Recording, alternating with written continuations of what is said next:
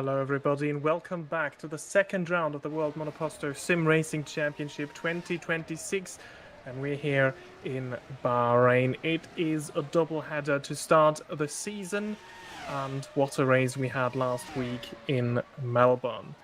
Let's have a quick look at the weather for today, but this is not going to be any surprise. In Bahrain, we don't expect any rain. It is a warm night, 22 degrees both for qualifying and the race, so the weather should not be an issue. But as we look at the calendar, the driver standing, we see that Pascal Polens is leading the championship. The reigning champion is leading going into the second race of the season. Philipp Puschke, his rival, had a messy, chaotic race at Melbourne, but he is tipped to be the favorite for today after SCMM has put some upgrades on the car, and they are also starting with a fresh engine. Yanis Woolborn is third in the championship, and then it is Alexander Knezovic who got a late penalty in Melbourne for the antics on the last lap. It was a controversial penalty. Axel Laflamme, 5th, Frigoto 6th, Murno, Rustemeyer, Weller, and Soriano completing the top 10. The rest yet to score. And let's also have a quick look at the team standings after the first round. Vanguard Engineering leading 23 points ahead of SCMM. They have a chance to bounce back here today, as already mentioned. HRT, they're expected to be still quite off the pace, and then Bravo Snow Shutton already in 4th.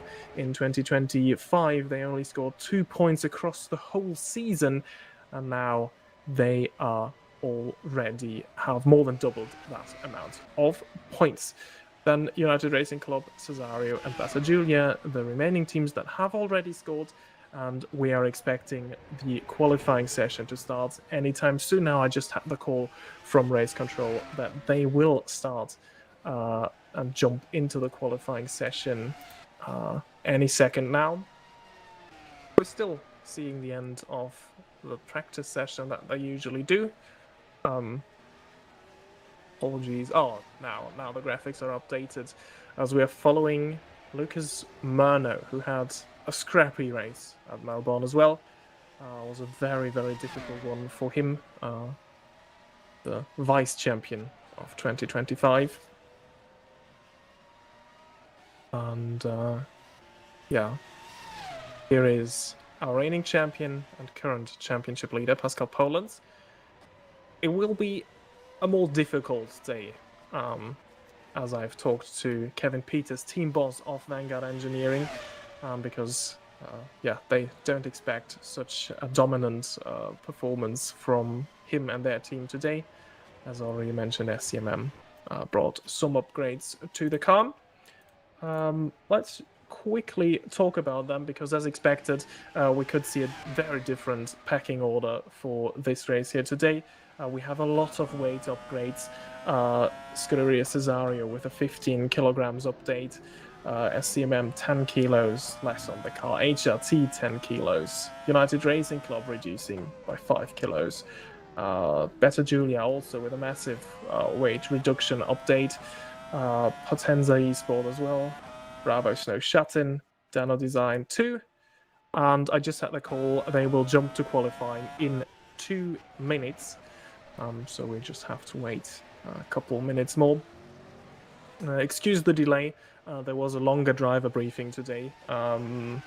Because there were a lot of things to discuss after the first race of the season, obviously, where we had a late scrap for P2 between Alexander Knezovic and Philipp Puschke. There was a bit of shoving, there was a bit of contact. A car was in the wall after the final corner. Alexander Knezovic was deemed to be at fault for that late collision because he was moving on the braking, but in general, it was an incident-ridden first race at Melbourne. Today, let's hope that the driver's briefing helps to shine a bit more light on the rules and regulations and how drivers are expected to race each other. So, the weekend will now be restarted, and then we hopefully can jump into the qualifying session and see the first bit of competitive racing here at Bahrain.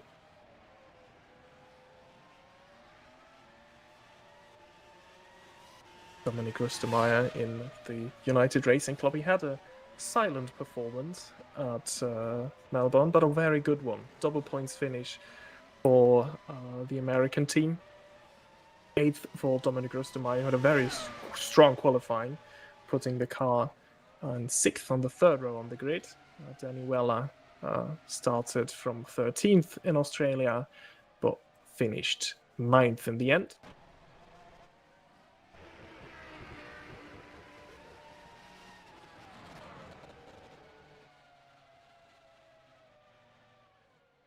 Maxime Beaulieu returning for Potenza.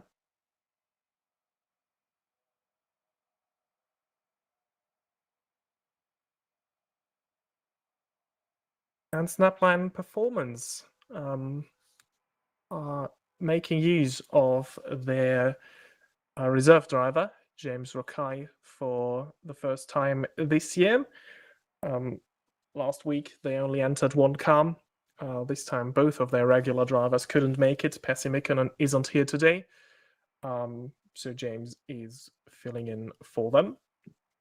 I think the weekend has just been restarted now. So now, for real, we're only seconds away from qualifying. Let's hope today no issues on the server. It was a bit of a messy one last week. But hopefully everything's sorted out. Well, Pascal Poland's doing donuts there on the pit lane so that we don't get bored. Also, welcome YouTube today. For the very first time, we are streaming on YouTube on the IBOS channel directly. Yeah, glad to be on that platform now.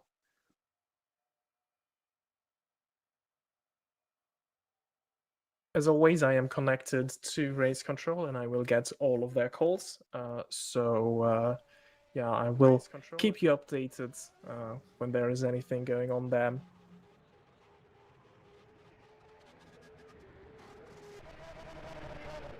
And now I have the call. Qualifying is starting. Good luck, have fun, was the call from our race director. And here we are. The 15-minute qualifying session is starting in 15 seconds. Then the lights at the end of the pit lane will turn green. And we will see us on track competitively now.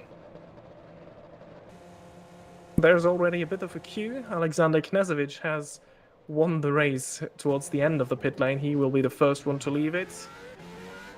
Behind him is Gabriel Peckley, and then it's the second vanguard of Pascal Polands, who usually is the first one to leave the pits. Well, today he was jumped by his teammate, and that was the case last time in qualifying as well, where Alexander Knežević snatched pole at the death of that session. To take a very, very surprising pole. Axel Laflamme. He's also a bit of a qualifying specialist. Was very close last year when he was still with the main guard. He came close to Pascal a couple of times, sometimes even beat him. Consistency in the race, this is still something that he has to work on as things get very tight there between Misha Smith and James Rokai, going into the braking zone of turn 8. And then this one here is one of the trickiest corners, or pretty much the trickiest corner on the circuit. From turn 9, braking, under turning into turn 10. Very easy to lock up the front tires there. Could be a challenge in this race as well. So here we are.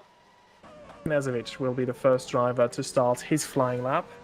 On the final corner he goes. And into the sunset we go on board with the number 2 vanguards.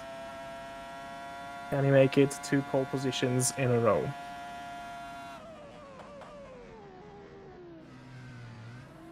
Oh, into one we go, bit of a slide there. Now out of turns 2 and 3 towards turn 4. Very good overtaking opportunity later in the race. We expect to see a lot of battles into turns 1 all the way up to turn 4. Then it's more single file here going downhill through turns 5, 6, 7, then the hairpin of turn 8. And this is the tricky braking zone. Looks pretty solid what Knezovic has done there. Oh, bit of a twitch there at the exit. Let's see what the second sector split is. Of course, it's gonna be purple because he's the first one setting a time.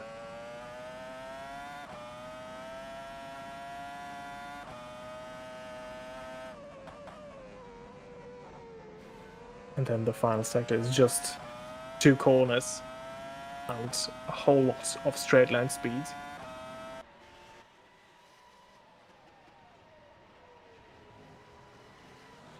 And what is the first competitive lap time of today gonna be? Across the line he goes now, and it's a 1:31. We jump on board with Lucas Murner. It's immediately beaten by Pascal Polens, that lap time, by over half a second. Laflamme slots in between the 2 vanguards. Into P2. Philip Puschke has a bit of traffic there. Probably not going to be the greatest lap. Let's see what the second sector split says. It gets very tight there with the Dano design. Still, it is a purple middle sector. And this just goes to show you the improved SCMM. And the final corner, Puschke goes. And is it going to be enough despite the traffic and despite the small scare he had there with the Dano design car? Yes, it is enough. 1/10 of a second ahead of Pascal Polens. Top 2 in the championship, currently top 2 on the board. We have a yellow in sector 1, and we have a car round in the background there. Might have been a better Julia. And I think it was Jose Soriano. Got points on debut. Spanish driver, new for better Julia.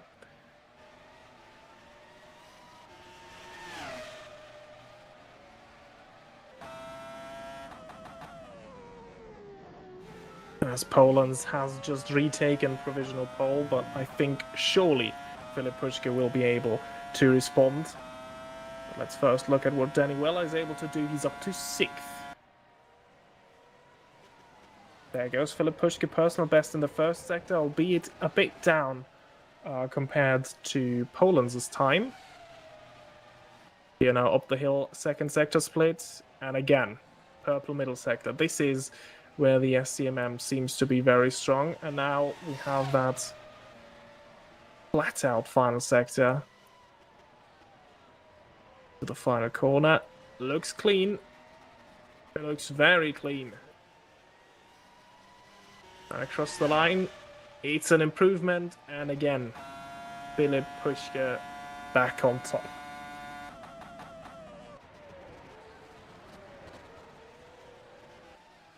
Here comes Knezovic. He stayed out as well. No fresh tyres so far for anybody. But this is certainly not going to be an improvement. 1.3 seconds down in the middle sector. So I imagine he will come in at the end of this one to go for some fresh tyres. But Philip Puschke,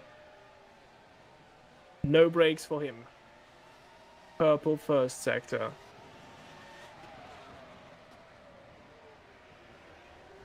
No traffic to be seen anywhere. There they are in the distance, but I think he should be fine for this lap as well. Can he build on that advantage that he already has in the first sector?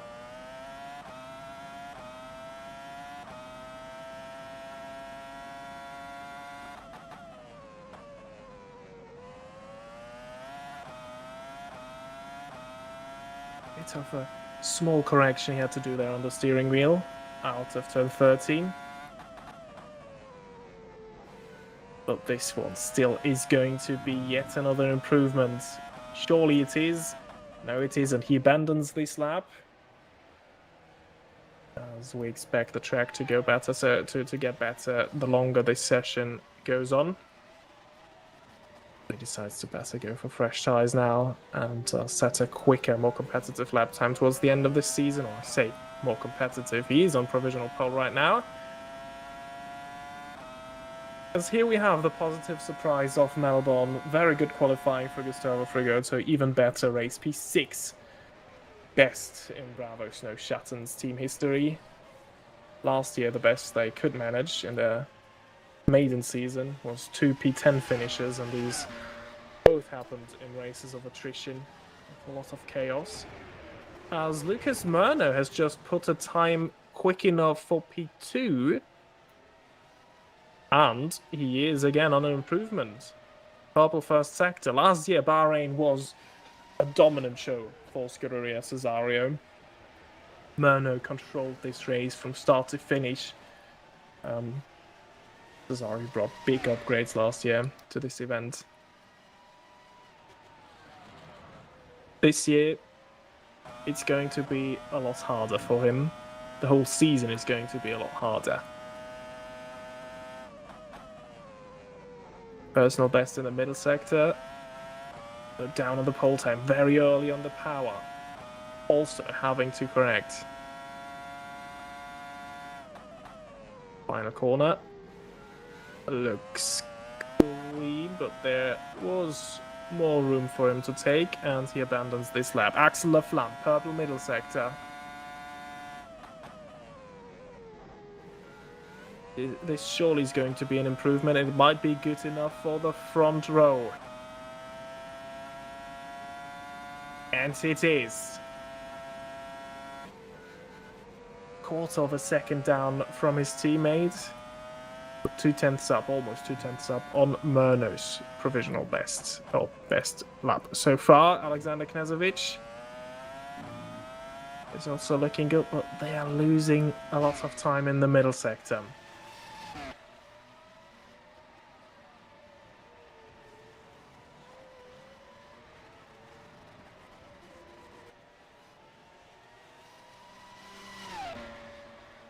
Up to P3. Couldn't knock any of the SCMMs off front row. Tina Curtis out of the final corner. That was a massive wiggle there. But still, it is an improvement up to P14. Tina Curtis made the switch from United Racing Club to Lucky Hamish Racing. Had some great results last year with United Racing Club. A P4 in the season finale at Brazil was her best at United Racing Club, but in Belgium he filled in for Alexander Knezovic, no, for Misha Smith, I'm sorry, and put on the podium there for Vanguard. Philip Pushki again a bit unlucky there with traffic, but still, purple first sector, purple second sector. What's it gonna be across the line? Nothing, because once more he bails out at traffic. Not the ideal lap time that he can get out of that.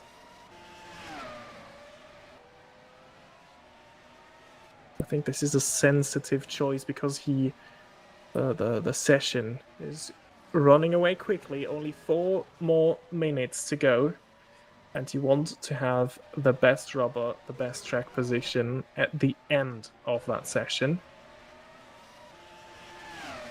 Knezovic in the meantime up to P2. Just under 0.08 of a second slower than Pushka's best time so far. There is Harley Self. Up to P12. Lucas Murno again wrestling the Scuderia Cesario around turns 9 and 10. So far, the Cesario has been very strong in the opening portion of that track. Let's see how much he loses in the middle sector. Or does he lose at all? No, it's purple.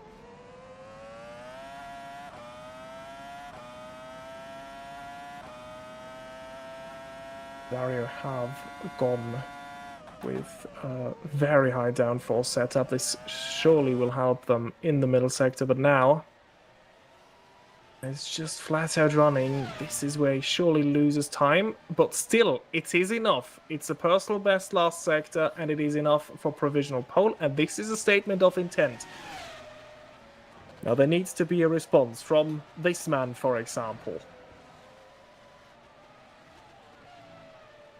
Vanguard Engineering, rather, with a low downforce philosophy, at least what concerns the rear of the car, and you can see this translated into sector splits here. The middle sector, this is where Vanguard is struggling, but now, as it's just foot to the floor, this is where he will gain some time. Knezovic at the moment in the pits, and he needs to come out there right now to set a lap time in this session as Pascal Polens goes to the front. He's 22 thousandths quicker than Murno's personal best. And there he is now, Philip Puschke again, purple in the first sector. Most likely it's going to be purple in the second sector too. But does he finish the lap for once? We saw that before, and twice he bailed out. Looking good.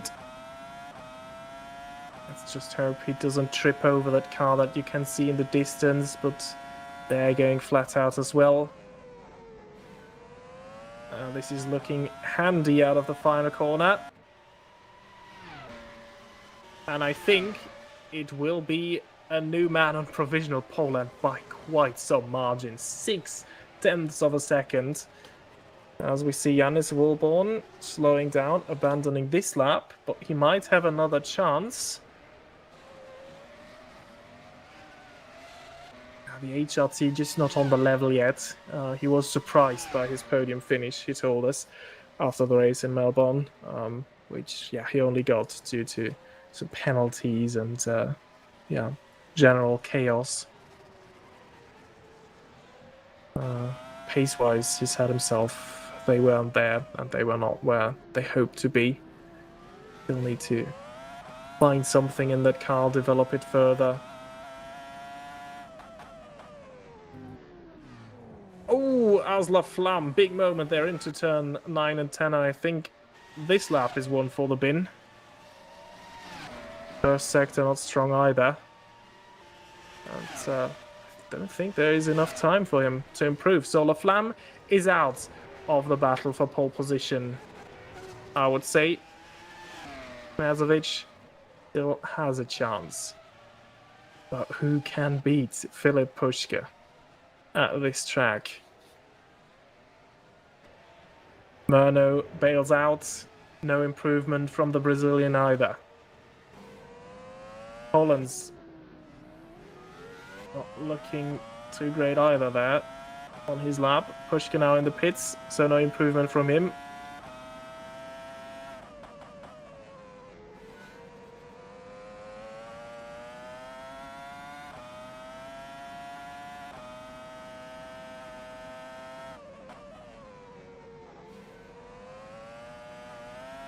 And it will be a personal best for Knezovic, but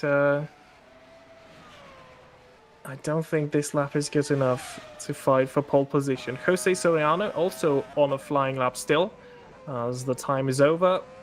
We don't have too many cars out on track, as you can see indicated on the timing screens. Knezovic has set his final lap time, and it's put him 4th. And this most likely will be where he starts on the grid. No more cars around him on flying laps. Misha Smith is still out, now not anymore. 7th and 8th for HRT. It's a step up compared to where they were last time out. Jose Soriano, he's going to finish this lap, and it is going to be an improvement, but how far up the grid? It takes him 12th for the better Giulia driver. And I think this is qualifying done. don't think there is anybody still on a flying lap out there.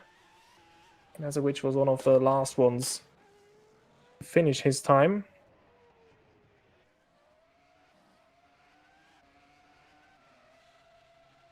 And then we have a result. Filip Puška will start this race from pole position alongside Pascal Polens and Lucas Murno. Good efforts in qualifying for him.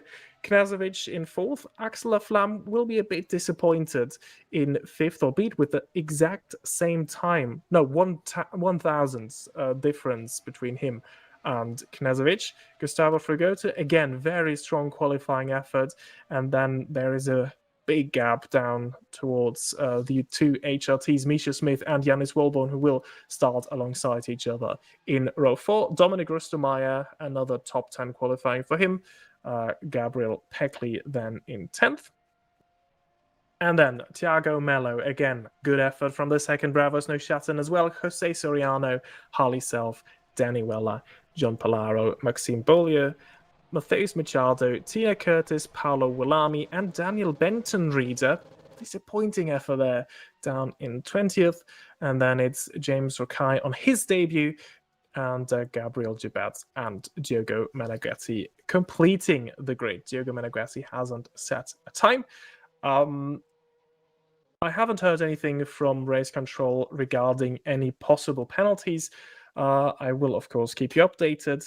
Now, we will have a 10-minute break, and then we will go racing at Bahrain.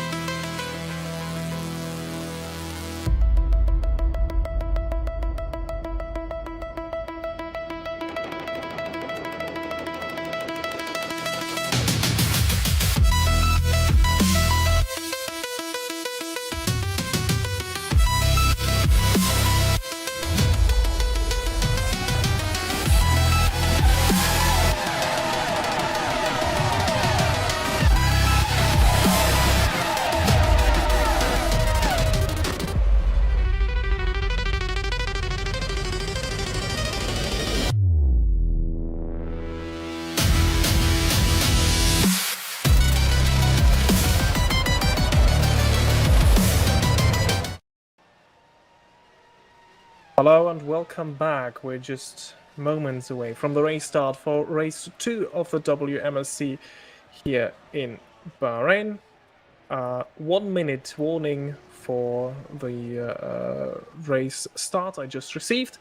So let's briefly go through the starting grid once again. It is going to be pole position for Filip Puška from Pascal Poland's, Lucas Murno, Alexander Knežević, Laflamme. These were all within 1 second. Then there is a bigger gap in qualifying to Gustavo Frigoto, who is a bit of in a league of his own, in a bit of a no man's land there between 5th and 7th. Then it's an all-Holland Racing Team row for Dominic Rustemeyer and Gabriel Peckley complete the top 10. And then we have Thiago Melo, Jose Soriano, Harley Self, Danny Weller, John Palaro, Maxime Bolio, Matheus Machado, Tina Curtis, Paulo Willami, and Daniel Benton Reader completing the top 20. And then is James Rokai on his debut ahead of Gabriel Jubert and Diogo Meneghetti, who will start last and who received a 5-place grid drop for dangerous driving in qualifying, but it won't make a difference as he qualified last anyway. So, yeah, we are now in the race session and we're just waiting for the cars to line up. As always, there is no formation lap. Sorry, I just got a call from race control, reminding once more that during full course yellow and safety car periods, the cars are expected to go through the pit lane at any time. This has caused some issues in the first round and some penalties, and it is a new rule for this year as we now see the cars lining up. The yellow SCMM on your right on pole position, Filip Puška, and on its left, from your perspective, it is Pascal Poland's in the vanguard. Here go the lights. And it's a long holder, but ultimately we go racing here in Bahrain. It's a lot of wheel spin there for Filip Puška at the start, and immediately he's overtaken by Pascal Poland. Side by side they go into turn 1. He's trying to get back. Oh, Laflamme pushed right there into the opening hairpin. And it is Poland's from Puška, from Knežević, from Murno. So a good start for both vanguards who both made up one position. Murno having a little look there into turn 4. In the background we have a yellow flag, so there was some sort of incident as we have Laflamme trying to fight his way back through the field. He was alongside Thiago Melo. There is a United Racing Club car off the road, or is it even an HRT that has dropped down? Didn't see that. Matheus Machado is missing a front wing, so this is probably the cause for that yellow flag that we saw in the opening sequence of corners. But still, it is Poland's from Puška, from Knežević, from Murno. The top 4 still running together. Laflamme briefly has dropped out of the points after his wide moment into turn 1. Down in 12th. Woolborn up to 5th. Also had a good start. Smith kept his position.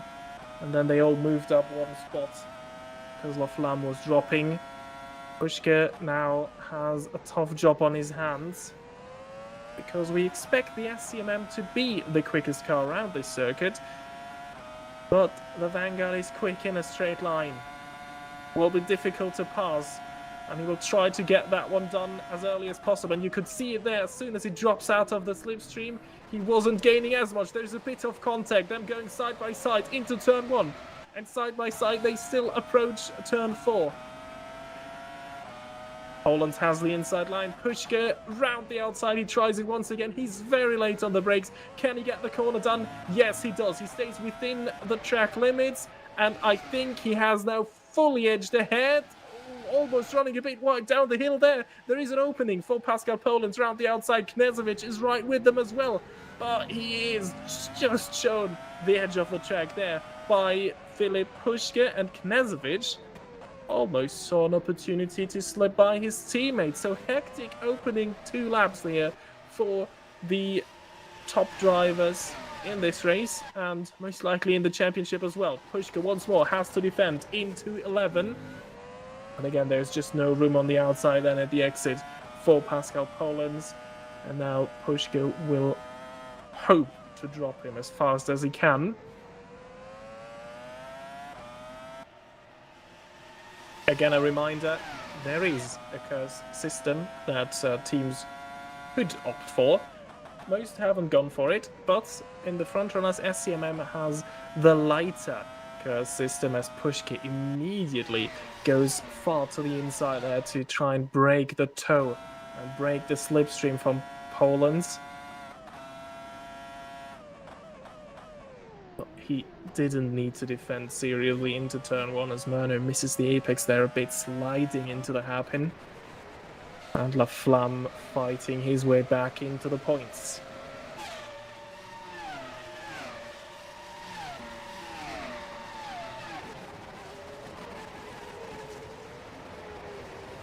In the background, Rustomai and Curtis, former teammates, battling it out for P11 now. Curtis trying to follow Laflamme through.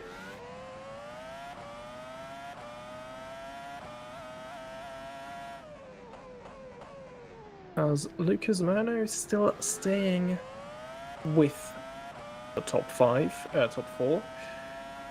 He had a very messy opening race at Melbourne, involved in many incidents, none of which really at fault. And he managed to finish P7 then. Tina Curtis in the lucky Hamish is still all over the back of Dominic Rustomaier.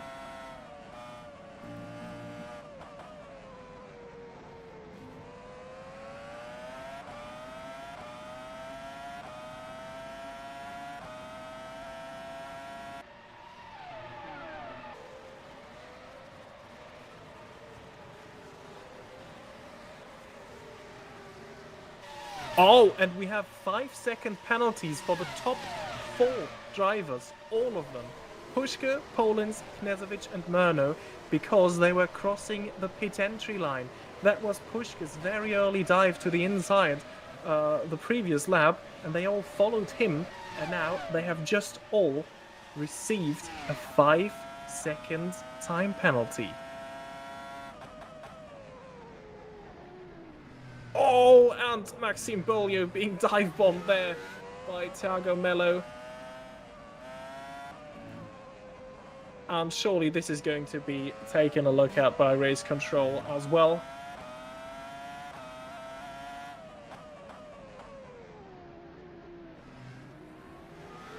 Flam in the meantime up to P9, Jose Soriano.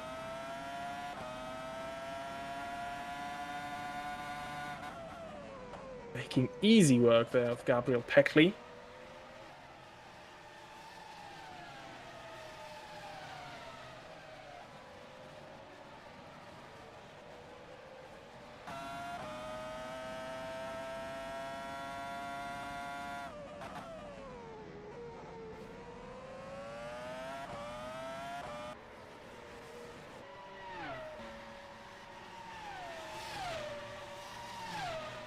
Also, welcome to everybody in the chat. So Danilo Vaz is there supporting his 2 teams, Bravo Snowshatten and Dano Design Racing.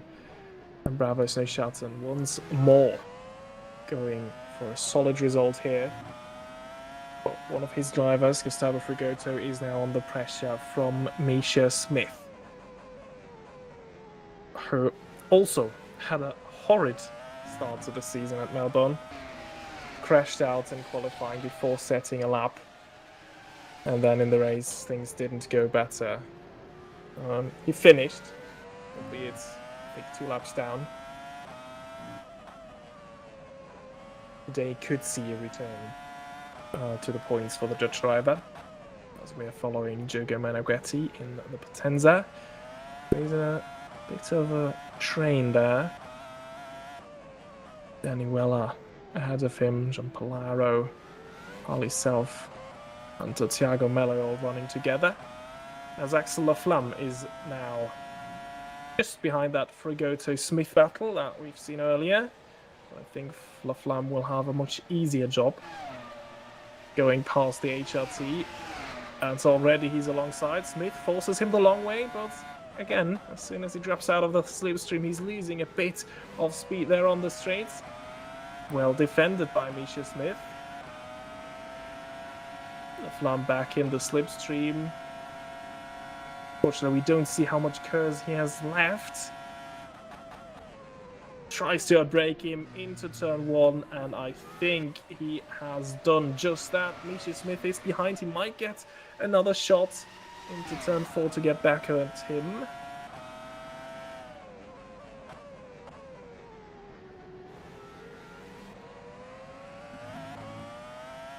But I think now he fully has to see that position. And Laflamme can focus on the car ahead.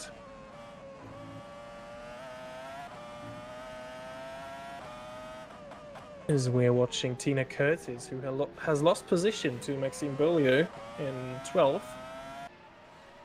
We saw her battling with Rustemeyer earlier, but now there is a big gap between them.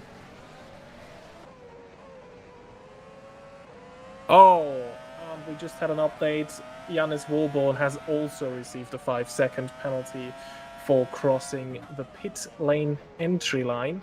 Oh, and there is a car wide, and this is... Who is that? There's a red car, was it? No, surely it wasn't. No.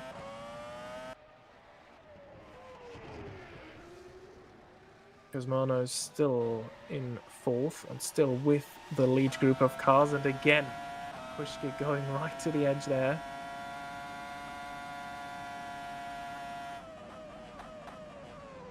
Oh, the car that was running wide was actually Yannis Wolborn. He has lost out massively. But he's now under pressure from Gustavo Frigoto. So the red car was actually orange. Huge moment there into turn 13. Which means his evening has gone from bad to worse. Laflamme very late into turn 8. Very brave, but he gets the move done. Gustavo Frigoto plays along and has to see that position. But of course, Laflamme now sees his chance to go with Yannis Wolborn and get back into the top 5 to at least recover to where he started.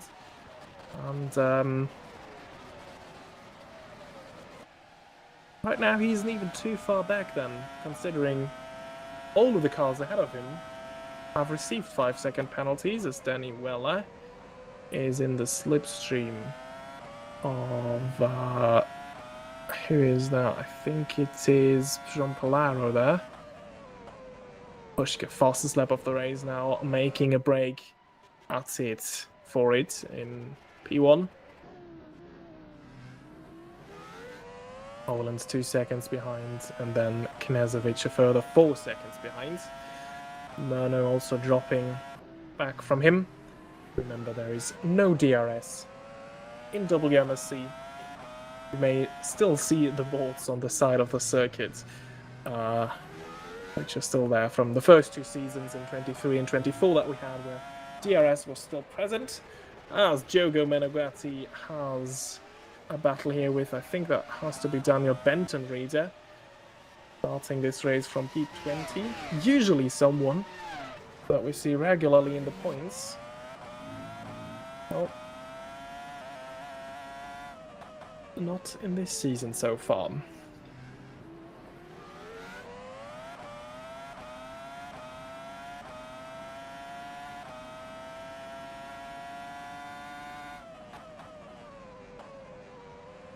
So this is a tough nut to crack now for Axel Laflamme. Yannis Wolborn, 2-time champion. And again, Wolborn runs wide, and I think this is the same corner where he did that before, and it looks like he just got caught out there on the curb. And that has made Axel Laflamme's afternoon a bit easier, but Wolborn is still in the slipstream, and he might get a chance into turn 1. And he's getting an incredible run. It's getting very close there to the pit wall. Just enough room for Yannis Wolborn to squeeze through. Laflamme from far back. And that, I think, was not on. Wolborn is pushed wide, and race control will have a word about that. And I am afraid we might see the top 6 all with a penalty quite soon. because that was not under control from Laflamme there. He's still super close. Will he go for a dive again in turn 8? And once more there is contact and there was just no room. Wallborn smelled that from a mile back. Was hugging the inside there. And I think Laflamme needs to cool down a bit, regroup, and then go for it again. Oh, again, an ambitious dive, and again there is not a lot of room left for Wallborn at the exit, and then he drops it on the... Oh dear! Big crash. Laflamme into the wall, on the power too early, and then from the wall back onto the racing line. He made contact with Gustavo Frigoto as well. He's missing his front right tire. Laflamme is asked to retire the car, and I think there is going to be a word from race control with him as well, because yeah, the whole 1.5 laps from before, just too ambitious. And yeah, he retires in the pit lane, so I think we might get away without a safety car period, but I think Laflamme will receive a grid drop then, at least for next race.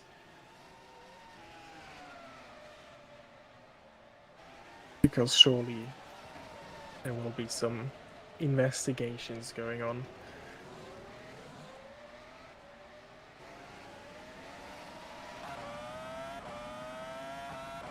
So, back we are with the battle for P5, which has extended all the way down to P9. On board we are with Gabriel Packley, who has Jose Soriano just behind him. Gustavo Frigoto will surely have some damage taken away from that hit, because it was quite the heavy one. Lucky that he at least could continue this race, but I think he has already dropped a position to Misha Smith, and he looks to be under pressure now from Gabriel Peckley.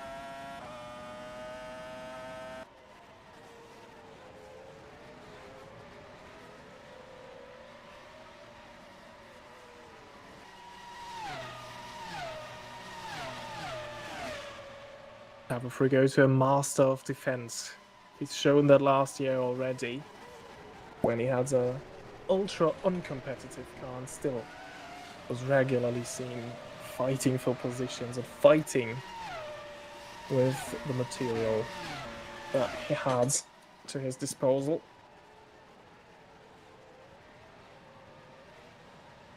To quote a wise man, now he can fight.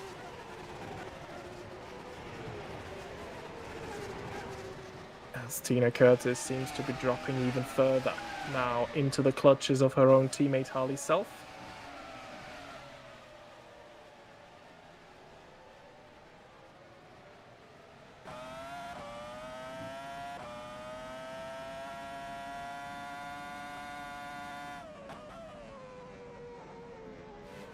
Looks to me like Lucas Mano has caught up to Knezovic a bit.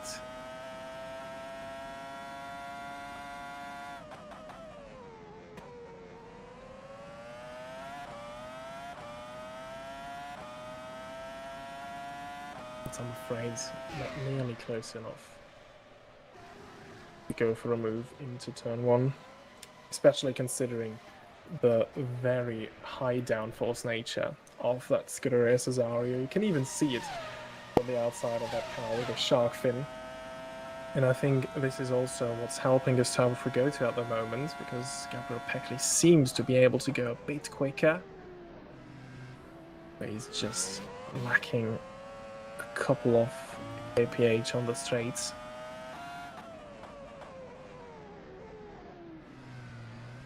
As we're back with Danny Weller, who's still looking at the rear wing of John Polaro's Dano design car.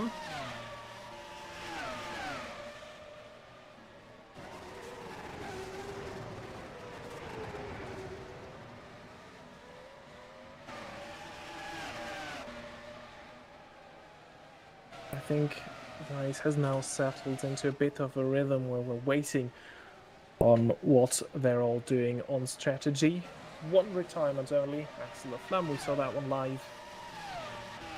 Lost it after an ambitious move into turn 11 against Wilborn. Hit the wall on the inside, then came back onto the racing line. And made contact with Gustavo Frigoto, the man just ahead of Gabriel Peckley, who we are following at the moment. Thiago Mello now under pressure from Tina Curtis, who moves up another spot. Thiago Mello loses it. Oh, and I think, there's contact. Harley Self into the back of Thiago Mello, and I think Mello is now in the wall.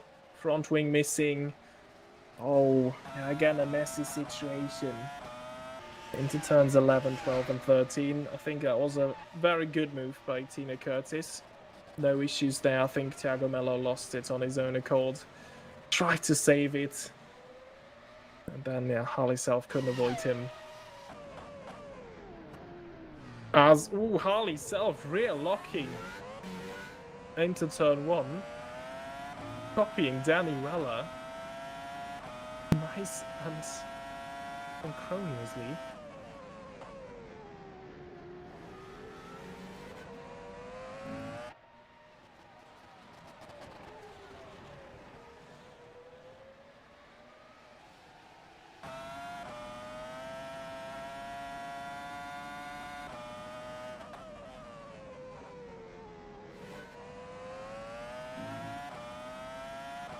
Again, quick reminder, the top 5 all...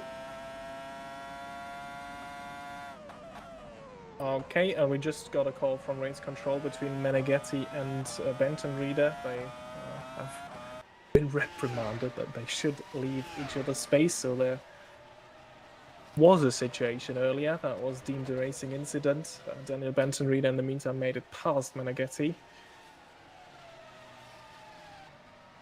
But I think there was a bit of contact between the two, from what it sounded like.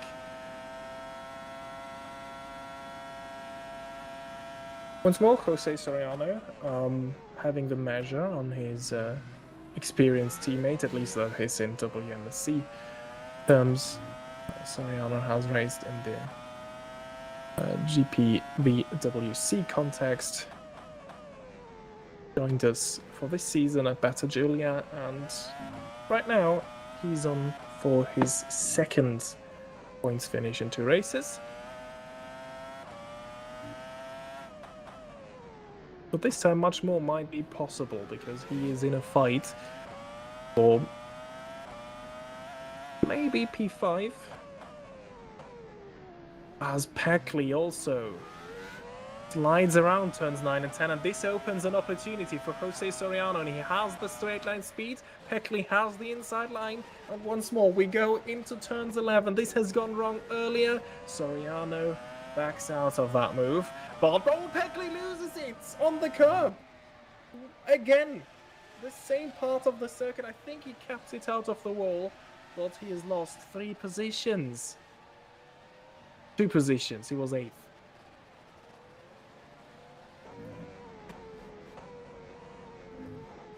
So turns 11, 12 and 13 causing mayhem today. Usually not that much going on in these corners, but today this is where all the action happens.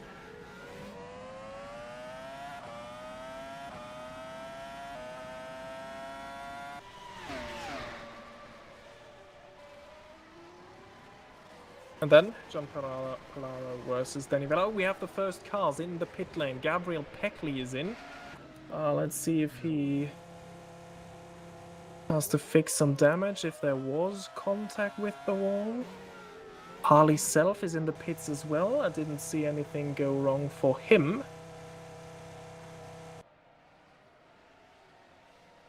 But apparently I think there must have gone something wrong for him, because this is a rather long pit stop, so I assume he has fixed some damage as well. And all of a sudden this battle here between John Palaro and Danny Weller that we've been following on and off, and where nothing really has happened as it seems. Danny Weller getting increasingly frustrated looking at the rear wing ahead of him. All of a sudden, this is a battle for P12.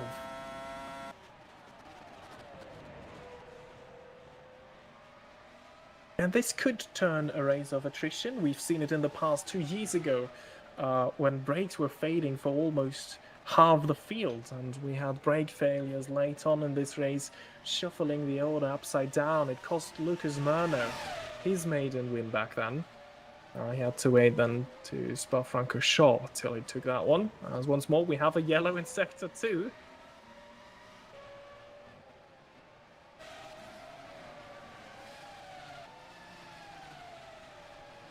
But the situation seems to have resolved itself.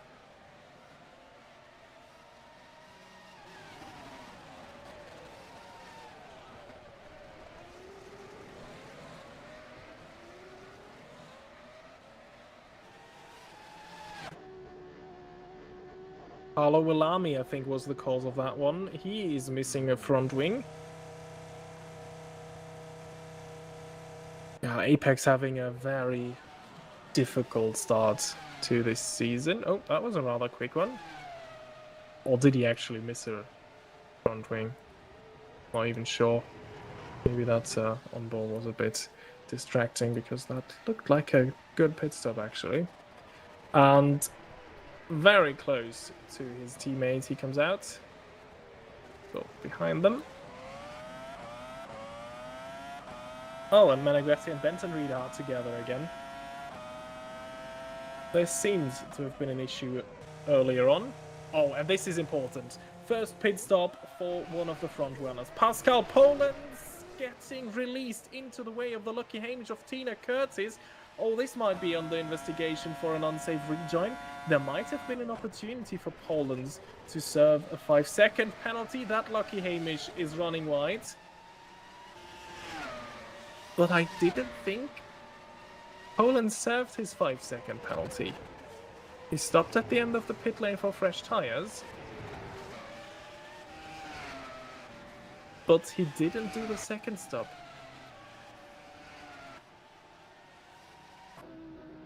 Okay, Willami and Bolio. Willami received a warning. No more incidents, and now pit stops happening up and down the field. We have Danny Weller in, we have Daniel Benton Reeder in.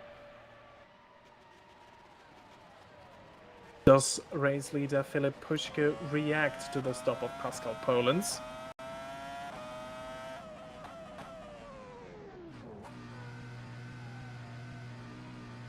There he goes. We're watching Alexander Knazevic.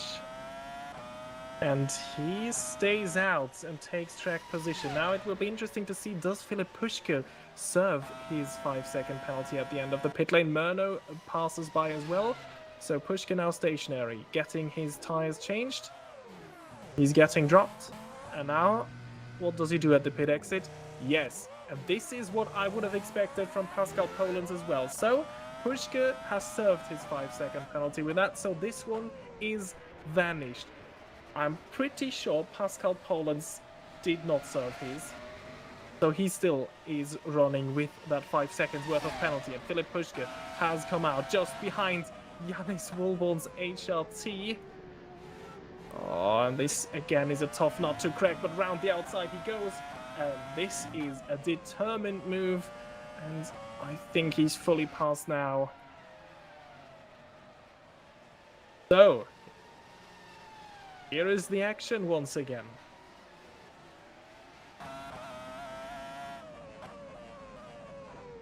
Now, Puschke has lost track position to Pascal Polens, but I think this was not only because Polens undercut him, but also because Polens didn't serve his penalty.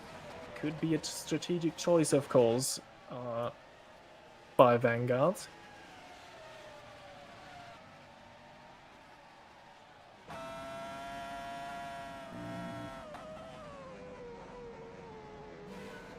As we see Gustavo Frigoto, let's look at the angle of his steering wheel. If there is any suspension damage after the contact with La Flamme earlier.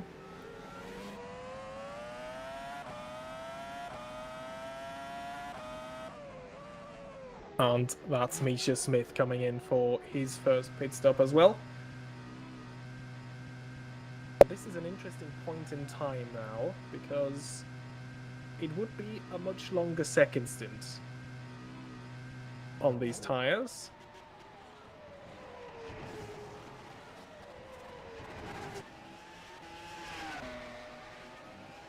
There is this a two-stop race with a shorter second and third stint, or a very short last stint. Or do they all try and make the one-stop work here? Cars are getting lighter, tire degradation will be lower, logically. As Giorgio Meneghetti is now behind John Palaro. It almost looked like he was thinking of going for the move, but look at the very low downforce philosophy that Dano Design Racing have chosen, and this is why they're so hard to pass. The rear wing essentially is just a plank. And we have a slow car in the last sector, we've been told, and Daniel Benton-Reader missing a front wing, so he is the cause. He's in the pits, he has to change his front wing, and this is his second pit stop. He was already in for tires, so this one is definitely not on schedule. Pascal Polens on the fresh tires has had the fastest lap of the race. And as last year, oh, moment there for the Potenza ahead of Misha Smith. And of course, it's turn 12. Giorgio Meneghetti this time. He kept it together still. Just lost one position. Misha Smith, I thank you very much. Gustavo Frigoto is next, car serving his pit stop. Oh, and he's together there with Yannis Woolborn. Yannis Woolborn also has a 5-second penalty. Let's see if he serves this one. Yes, he does. But, oh, but he did it. You have to do it after the pit exit line. And he did so before. So, I think that doesn't count as a served penalty.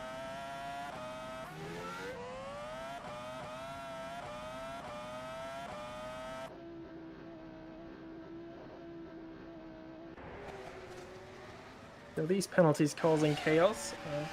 I've just heard from Kevin Peters that actually it was a strategic choice by them to not have Pascal Polens serve his 5 seconds at this pit stop, hoping that there will be a better opportunity later this race.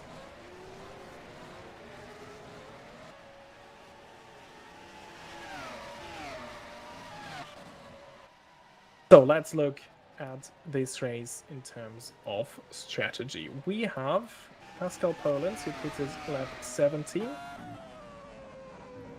still with 5 seconds of penalty to serve. Then we have Knezovic, who I think wasn't in yet and should be leading this race. Let's wait for the standings to cycle through again. So yes, Knezovic is still out there, yet to pit, extending this first stint, so he might be going for the one stop. Pascal Polens, he has stopped already. Don't be distracted by the numbers there. Oh dear, and now Gustavo Frigoto also with a 5-second time penalty for causing a collision in the pit lane. So the penalty list, instead of getting shorter, is actually getting longer. So Gustavo Frigoto also 5 seconds.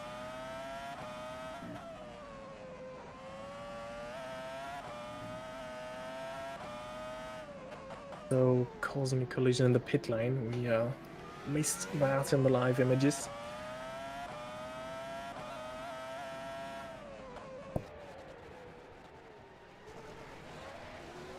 Oh, and Frigoto again in a messy situation there, including an apex, but that one is a lap down and should just wave him by. Boschke responds to Polens' fastest lap a couple of laps earlier. Jose Soriano also still out there without having stopped, so this has put him up to P4. And Soriano is in right now. So I would say Jose Soriano, he might definitely be on a one-stop strategy. Let's see what the others do. I think Vanguard were the first one to pull the trigger. And they have done this at a very interesting point in time.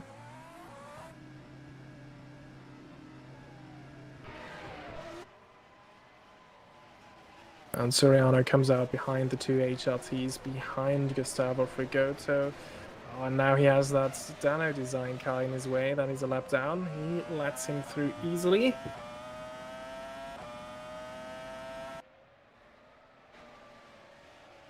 As we're now following Filip Puška, who's trying to close the gap to Pascal Polens.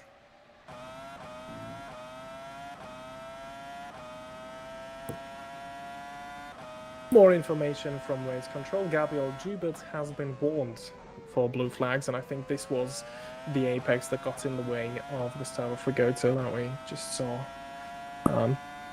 past turn 10.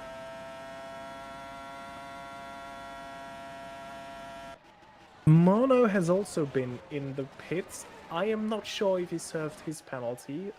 We didn't see his stop live.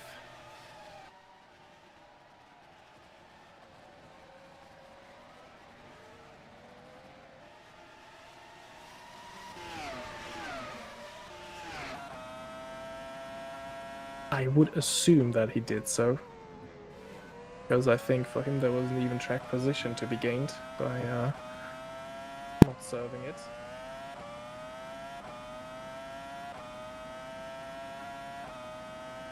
But of course we don't know if he served it correctly. If he did, we saw Janus Wilborns on board.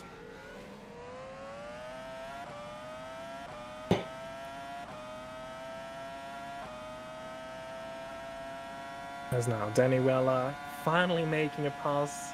It's not John Polaro, but he's past Tina Curtis. Curtis still very close there on the exit.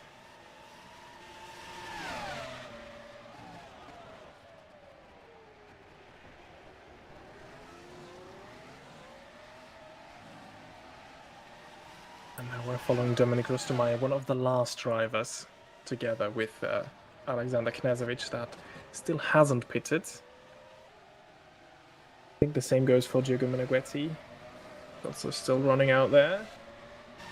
Oh yeah, these are the last three drivers, assuming our data is correct, that haven't pitted, as we see a pass for the race lead, but this is an orchestrated pass. Polens has caught up to Knežević, who is one of these three drivers still yet to pit.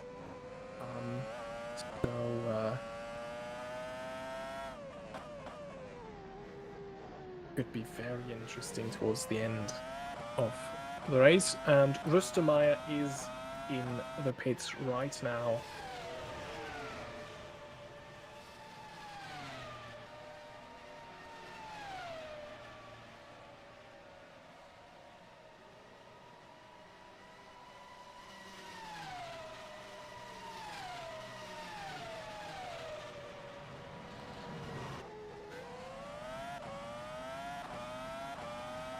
So out the pits he goes. Rustemeyer loses position to Curtis. These two have been running close together earlier this race. Diogo Meneghetti now also in the pits. And that means everybody's in, or been in, at least once, except Alexander Knežević. So Vanguard splitting the strategy, doing an anti-Ferrari.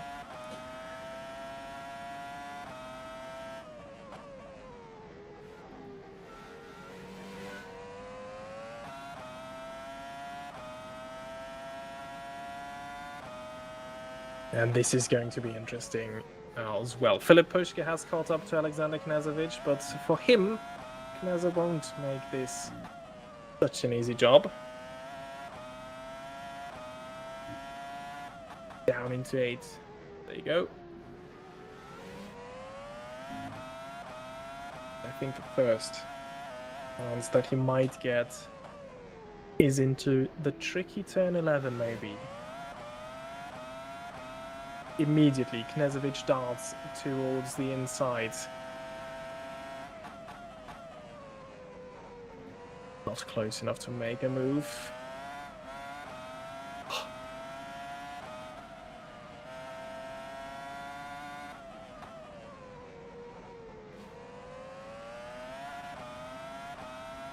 Bide your time, Filip.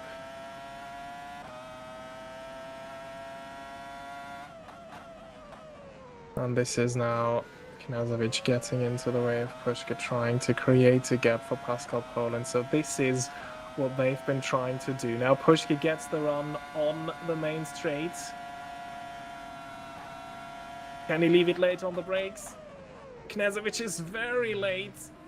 There is a bit of wheel-to-wheel contact, but I think Pushka is now ahead.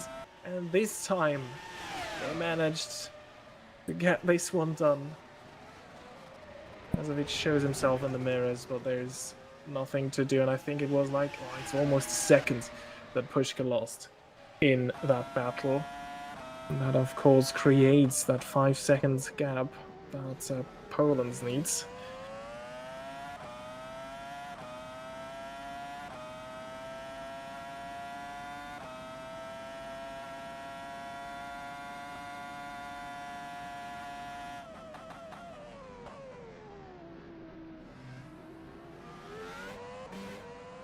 Oh, we have Axel Flam in the chat apologizing for the race that he's had, apologizing to team boss Gino Gagiano, and also apologizing to Gustavo Frigoto, the man that we're on board with right now, for any damage that he has caused to the Bravo Snow Shetland driver.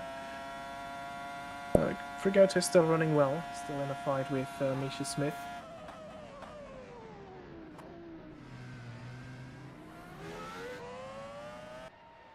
As we have Diogo Meneghetti behind John Palaro. John Palaro, seen a lot of his rear wing today. A man that seems to be impossible to pass because of the almost non-existent rear wing that that car has. Maxime Beaulieu doing well. They return to WMSC as a stand-in driver for Potenza. And once more it might be a point-scoring result for Maxime.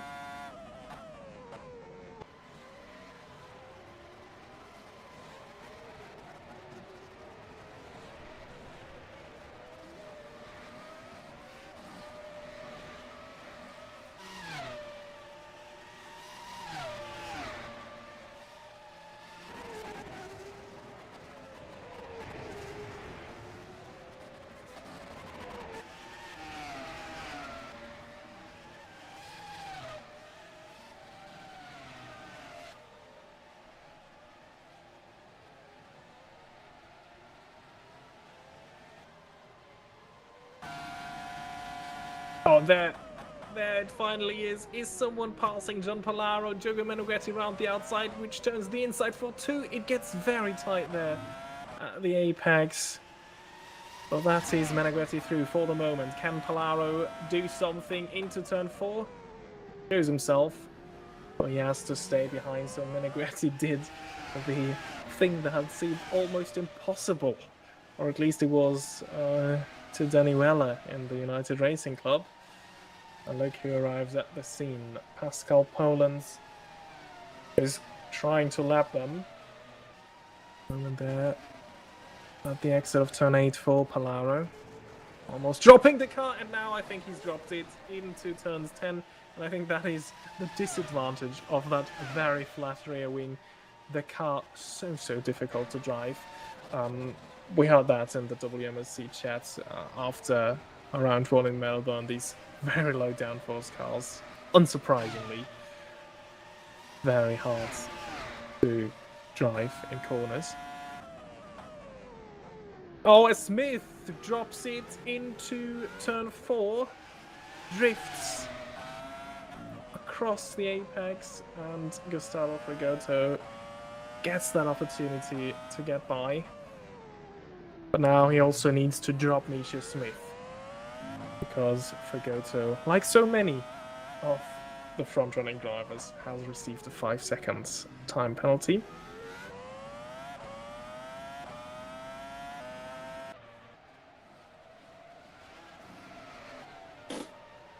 Oh, and these two are back at it. Former teammates, Rustamai and Curtis. We had that battle earlier on. Now it's back. Oh, Curtis also turns 9 and 10. Just keeps it together. Also lost a lot of time. Could have ended much worse though.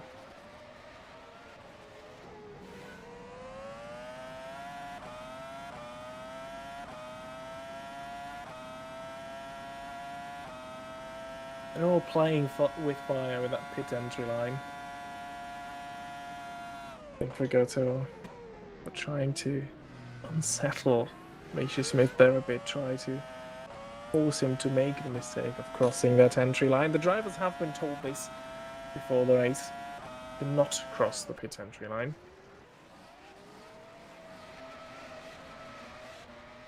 And the top 5 have all received penalties for crossing it early this race, so everybody had been warned then.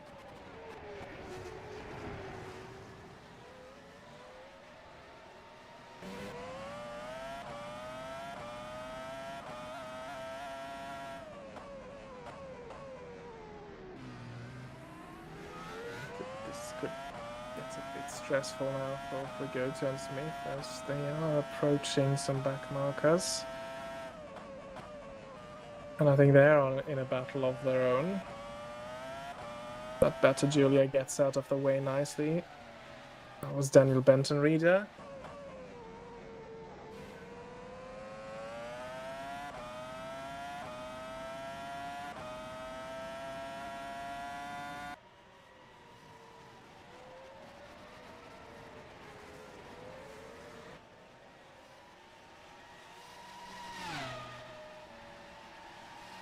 I think in the background, no, we don't see a car diving into the pits. This is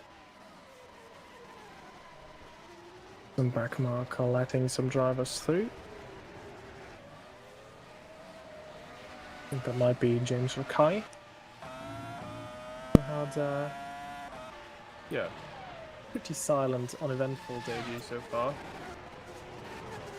He also left Benton Reader the space to pass him, which he didn't need to because I think Benton Reader is a lap down, even on him.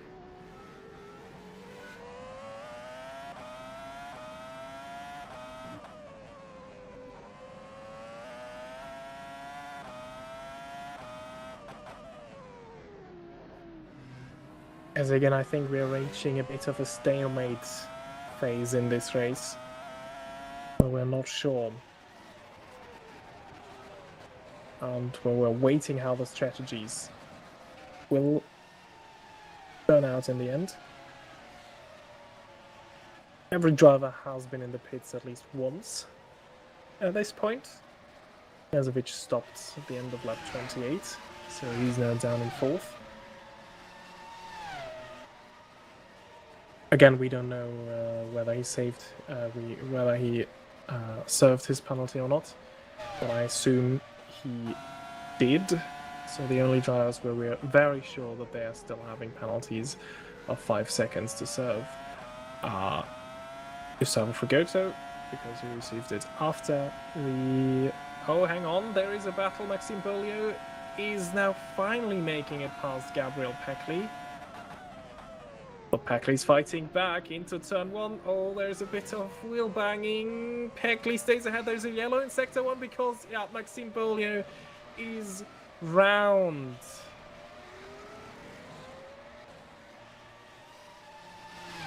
Oh, and once more, this is something that Race Control, I think, will have a look at. Let's see what their verdict of this situation is. Axel Flam asking in the chat, how did Pascal end up getting by Philip? He did so by not serving his 5-second penalty, while Pushka did. So this is what brought Poland's past the SCMM, but Poland still has a 5-second penalty, while Pushka doesn't. And then, yeah, we assume Knezovic and Murno probably have served their penalties. We're not sure about this. Wilborn tried to serve it, but we are very sure that he didn't do so correctly, so he still has that 5-second penalty. And, yeah, Frigoto definitely still has his, because that happened after his pit stop. So Manigretti has just received a warning for blue flags. But no penalties issued there. As I'm currently watching the gap between the top two, our leader Pascal Polens and Philip Puschke, who 10th by 10th is eating into that gap. It is now below that 5-second threshold. So if we ended the race like this, Philip Puschke would be our race winner, because Poland will have 5 seconds added to his finishing time.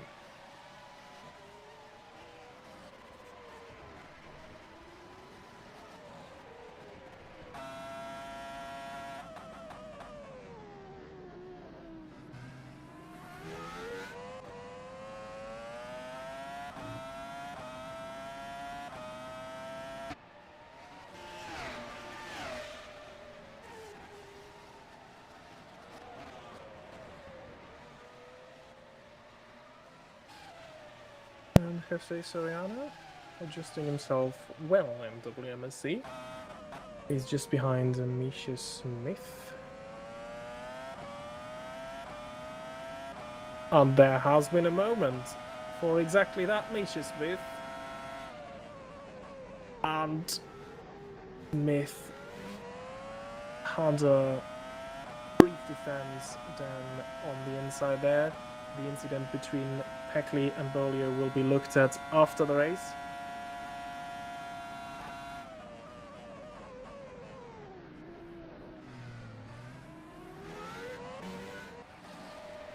Soriano stays in 8th.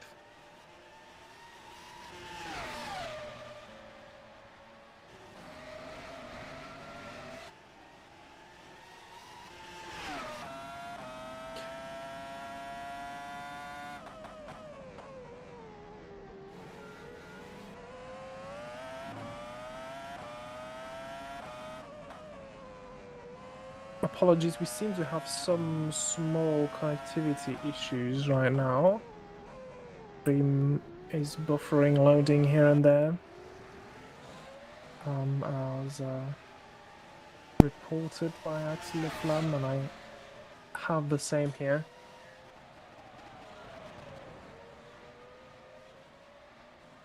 So we do apologize for that and hope that the situation stabilizes itself again. It looks to have done so, at least on my stream here. Exactly as I said that, there was another small stutter. But yeah, also reported that it seems to be stabilizing by Axel. So yeah, apologies for these stutters.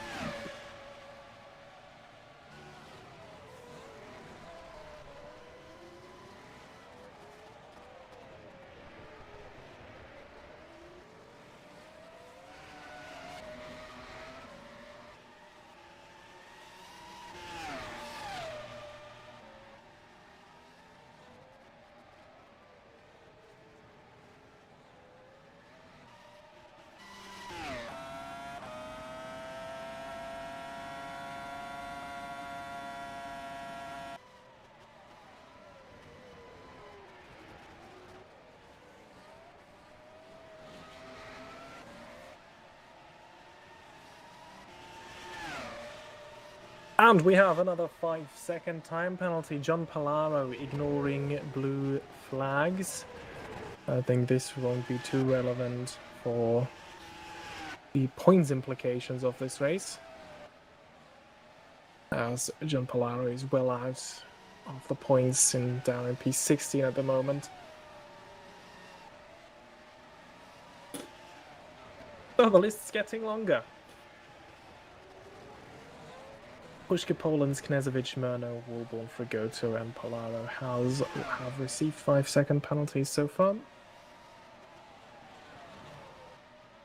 Polens, Woolborn, Frigoto, and Polaro definitely still have to serve them. Oh, as there is a bit of side-by-side action. Harley self-passed James Rokai, who almost lost it out of the final corner, but kept it together. Oh, and here we go again. Maxime Beaulieu against Gabriel Peckley. Round 2. Last time they made contact into turn 1. It's very close there at the apex, but Bolio backs out of that move, and we have... Oh, and I hear Poland and Pushka are for it, on track, no penalties anymore. Both of them serve the 5-second penalty. So what more can we wish for? This one...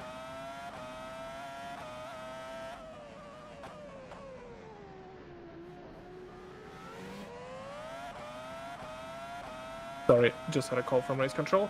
Yeah, so what more can we wish for? We have this race decided on track without any penalties as it stands. So this is going to be exciting. Look at this, Filip Pushka.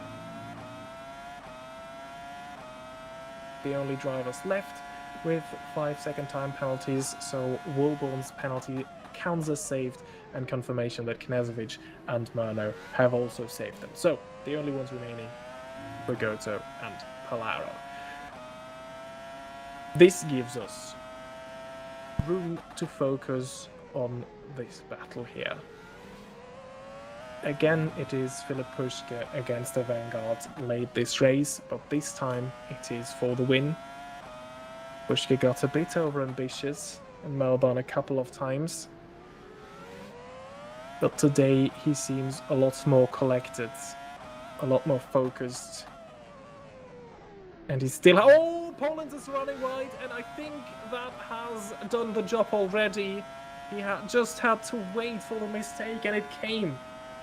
Very rare that we see something like that from Pascal Poland, but this is now where the Vanguard is pretty strong. He has these couple of corners to make a run for it, and this is looking very great already. 7/10 of an advantage as they go onto the penultimate straight. Into the final corner they go, and this may already be Pascal Poland's last chance for an attack, because Pushka has the pace on this track. It's just difficult for him to overtake the Vanguard. This is looking good for Filip Pushka. Out of 3, Poland goes. Can he make a move? Into 3, no.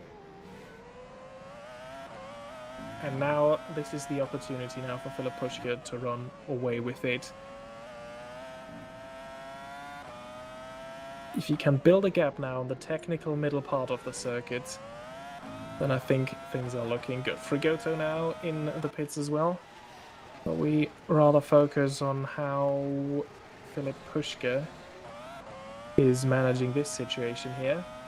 The traffic so far wasn't an issue.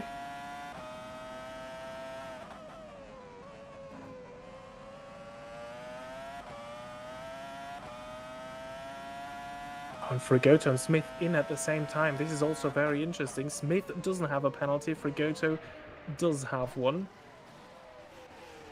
Not sure whether Frigoto served it or not, but they were quite far apart, actually.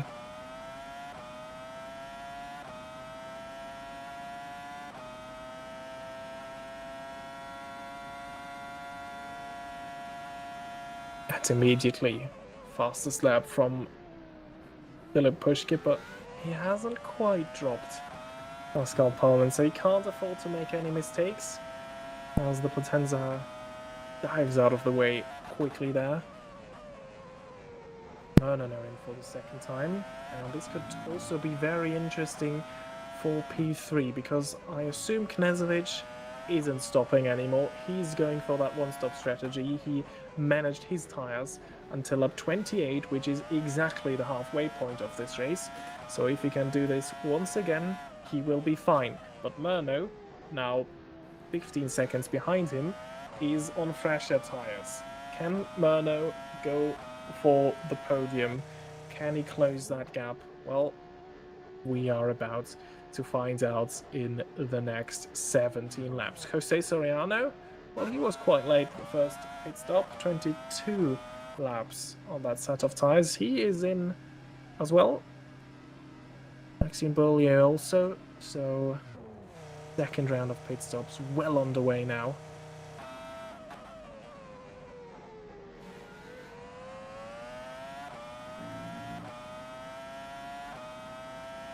As again, 10th by 10th, Philip Pushka is slowly building a gap, which comes down here, but then will go up again as they go into the more technical bit of this circuit.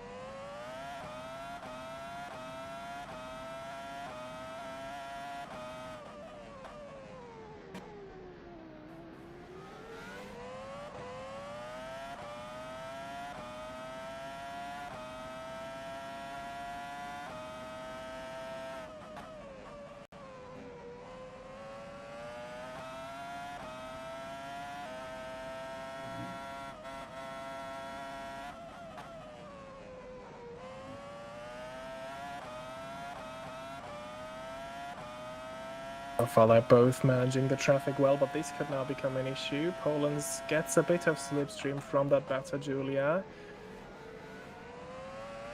but it might just slightly delay him here. I think he was still fine, but it definitely was distracting. As we now have Danny Weller approaching Giuliano Meneghetti and into turn 1. Meneghetti doesn't even fight it much.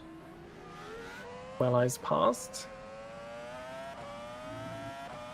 But again, Weller in his 4th season of WMSC, he's well behind his less experienced teammate Dominic Rustermeier, who once more is in a strong 7th.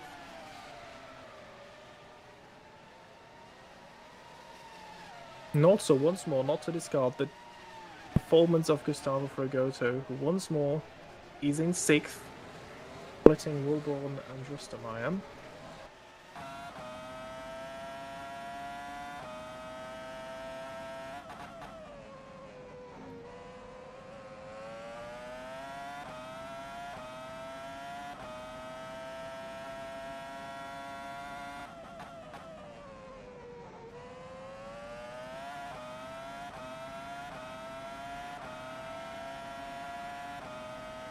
Pushka just laps Peckley. So everybody up to P10 now a lap down. And the gap is ever increasing. Pascal Poland is giving it everything. I think this race might just go away from him now. Oh, as he gets very close there to the rear of Gabriel Peckley, super late on the brakes. Peckley didn't even knew what was coming then. Oh, yeah. Poland's reacting a bit angrily there, going towards Peckley, but yeah, he came from far back. You must say in Peckley's defense, Misha Smith almost running into the back of Dominic Rustermeier, who we've talked about before, in the tricky turn 10 braking zone. It's been a long time since we saw an incident here in turns 11 and 12. First 15 laps, absolute chaos ensued in these corners here. But gladly, things have calmed down a bit.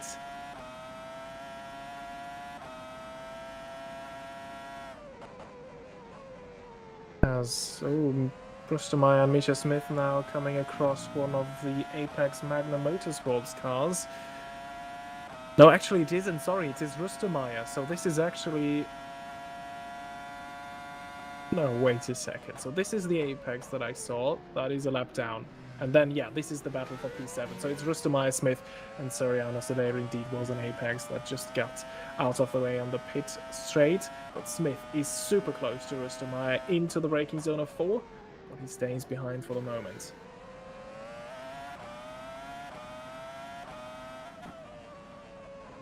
And there is a 5-second time penalty for Gabriel Packley for ignoring blue flags, and I assume this is for the situation that we saw live with him and Pascal Polens, where things got very, very close into turn 1.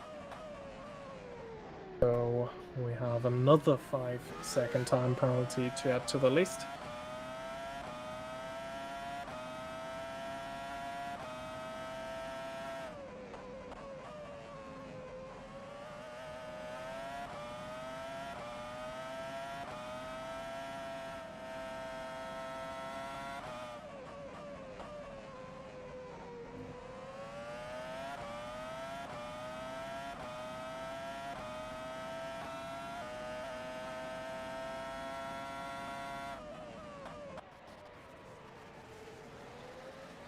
This battle is still going on, though this time Jose Soriano is a lot closer to Misha Smith, and Smith, I think, will have to defend.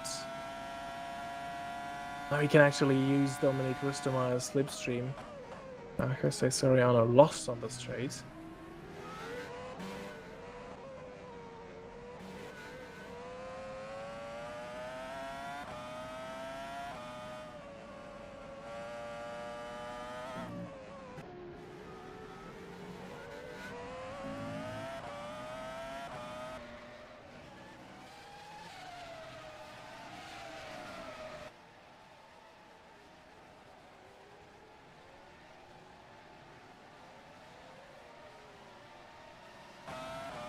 Which is interesting that Soriano lost on the straight, because both Better Julia and Holland Racing Team have gone for the low downforce rear wing design, as have United Racing Club, the car at the head of this group.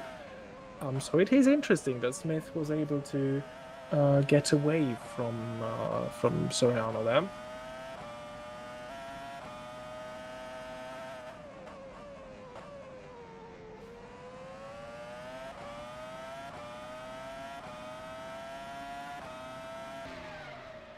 And we have a DNF for Daniel Benton reader.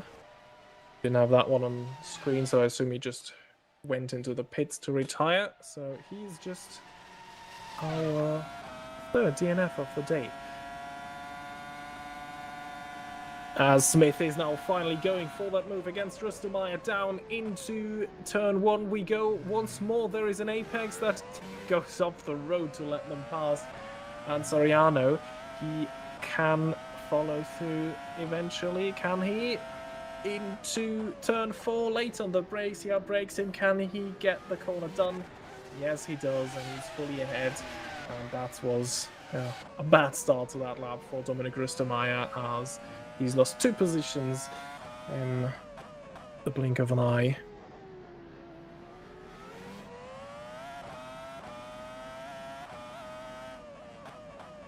And now let's see if Soriano can still put Misha Smith under pressure, or if the HLT can actually get away from the Better Julian.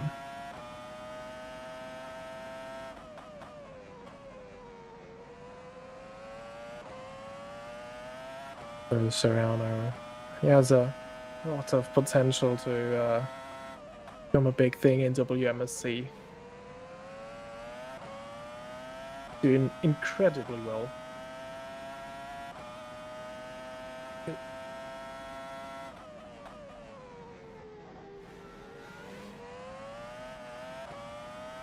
So yeah, the data that we have available tells us that the Better Julia, in terms of pure pace, is the 3rd or 4th worst car on the grid, and Soriano is about to put it into the points for a 2nd time in 2 races, and he's fighting it out there with the likes of Misha Smith. Oh, and we just had a warning for Pascal Polens for intentional intimidation when lapping Gabriel Peckley. So yeah, this is is also in response to the situation that we saw earlier on board with the two of them.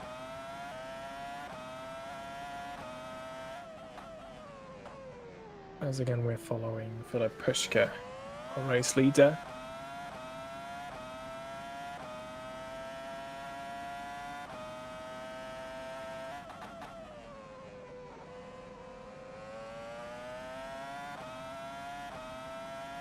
The gap is now up to 4.5 seconds. And actually, look at this. Murno has closed the gap to Knežević down to 6.5 seconds. And considering Lucas Murno came in for the second pit stop, for his second pit stop at lap 39, and now only 7 laps later, he has more than half closed that gap. I think it was 15-16 seconds just as he left the pit lane.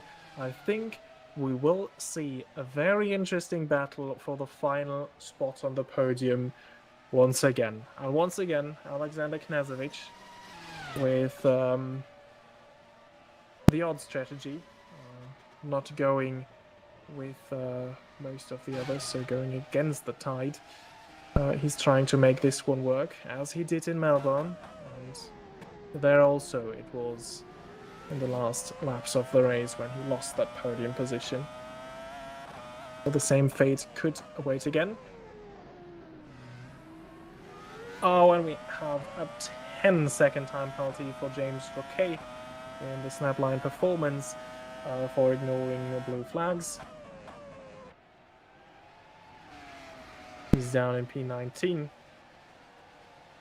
Snapline so far. Very underwhelming season for them.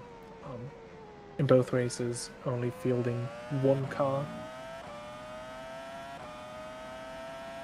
And both of the times very far away from the points. And now look at this. Jose Soriano is actually keeping up with Misha Smith's HRT. He just let Philip Puschke by. But this could also be an opportunity, because I don't think he lost too much time, and Misha Smith will now have to get out of the way. And when does Misha do it?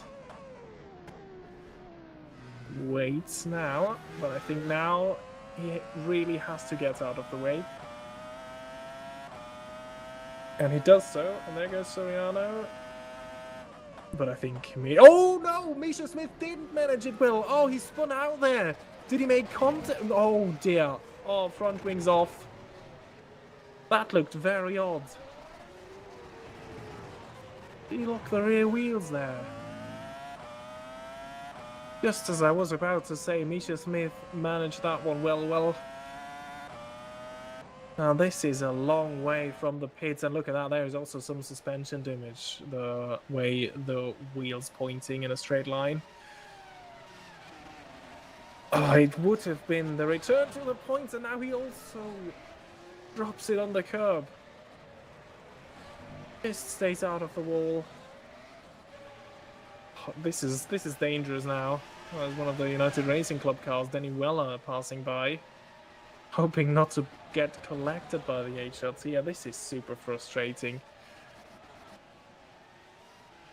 Terrible race in Melbourne, and today I don't think this is going to be points either, because this is going to be a lengthy pit stop. And already he's down to P30 now as he gets passed by one of the lucky Hamishes. Oh my god! He even did a wheelie there. I was about to say, he's really still pushing it on the straight. But I think now he's a danger to himself and the others. So glad he's in the pits without any more trouble. But that was also very close to taking out the race leader Philip Puschke there into the braking into turn 4.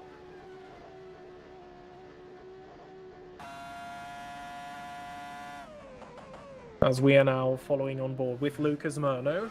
Pretty anonymous race so far again for the Brazilian, but it could yet result in a podium finish.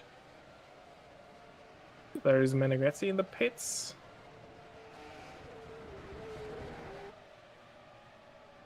They don't have much to do with the points. Promote Soriano up to 7th.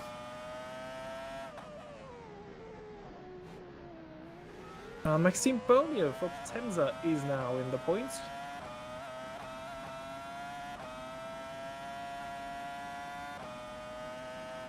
And he himself isn't too far away from Gabriel Peclio, and these two had a coming together earlier this race. Into turn 1, there still is an investigation to be held after the race for that incident, so this order could switch around, either on track or after the race. And now Murno is in striking distance. This is the battle that I predicted for the final spot on the podium. And this will be a very tough job for Knežević to keep him behind. Though again, the Vanguard has the advantage in a straight line. This is where the Cesario isn't that strong, but this is where the Cesario will have to make the move.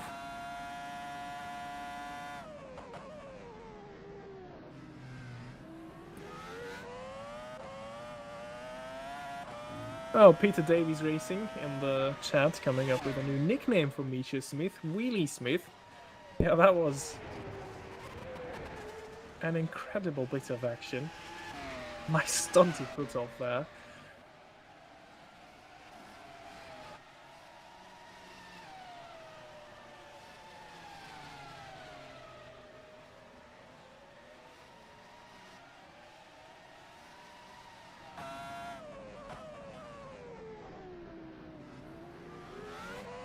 Oh yeah, Axel, if you missed it in the chat, Misha Smith lost his front wing in a, I assume it was a rear lock moment into turn 4, and then he pulled off a wheelie on the penultimate straight. Oh, and Lucas Murno going for a late dive there. Apologies.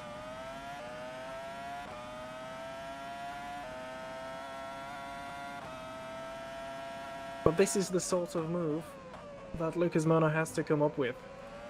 Because look at that. Okay, now Knežević also got the better exit.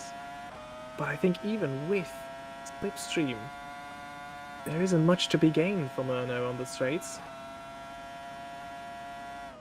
So either he has to come up with something very creative, or he has to wait for a mistake. Knežević's tires are very old at this point. Lap 28 was when he pitted. He is on the one-stop strategy, and I think he is the only driver on the one-stop strategy. Everybody else has pitted at least twice, although I think Dominic Rustemeyer is also still on the one-stop. He's in P8. Oh, it's Murno also. Into 10, he was very close there, almost lost the car.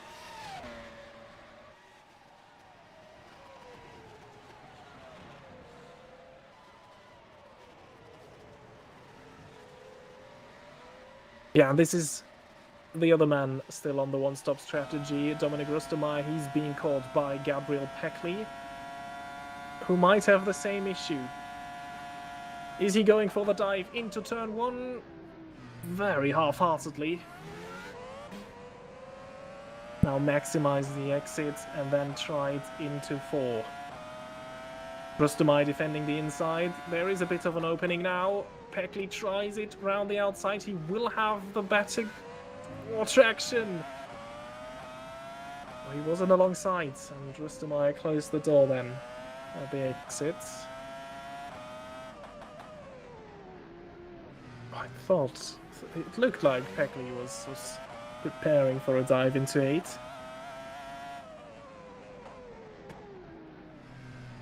So in the last couple of laps of this race, we have 2 great battles still on track. This is the one here for P8, and then the one for the final spot on the podium.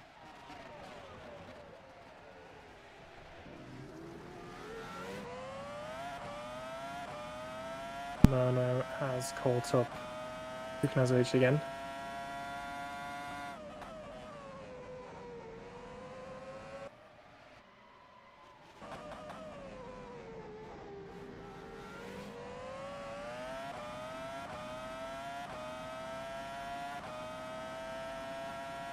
A lot of weaving going on there. Rustermeyer goes towards the outside again. Peckley is close. Is he close enough this time? There is a dive.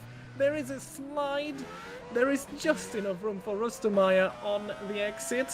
And I think this is Peckley through. There is Bolio with another chance.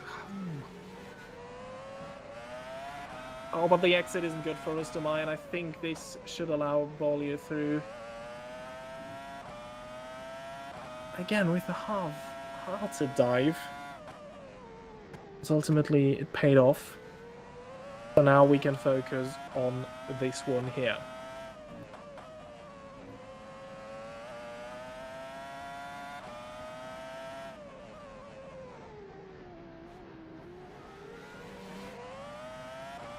Mano is very eager to get by. Very early on the power. This is where he lost it 2-3 laps earlier. And then had to catch up to Knežević again. But he's preparing something. You say it's Axel. Something's coming up quite soon. And he will have to do it quite soon because they are running out of time. Pascal Polens is in the pits. I assume this is to go for the fastest lap, another fresh set of tires. As last year, there is a fastest lap award. There is an extra cash prize for the driver that sets the most fastest laps across one season. But this is actually going to be a bit tight here between Knežević and Murno. It's just enough. I think he's pretty lucky that Murno didn't make it by earlier. So,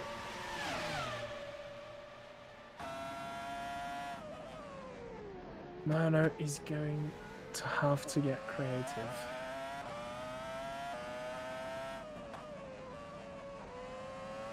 Well, as you say, the more creative you have to get, if you have to get creative, there's also a higher likelihood of things going wrong. Now Knežević even has the added slipstream from his teammate, or is this even in an attempt to save Knežević's P3 to give him slipstream? Because it doesn't look like Polens is going away from them. Is this some I give you DRS tactics without DRS?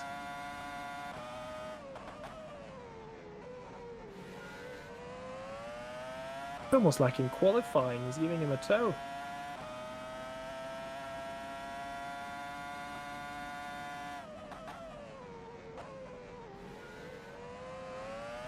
So 2 laps for Lucas Murno to find a way past that Vanguard ahead of him. But this is also risky what they're doing, because one mistake there from Pascal. And this is a P2 result lost. And yeah, he's definitely helping Knežević. This is not going for the fastest lap. This is to help out his teammate to secure that double podium.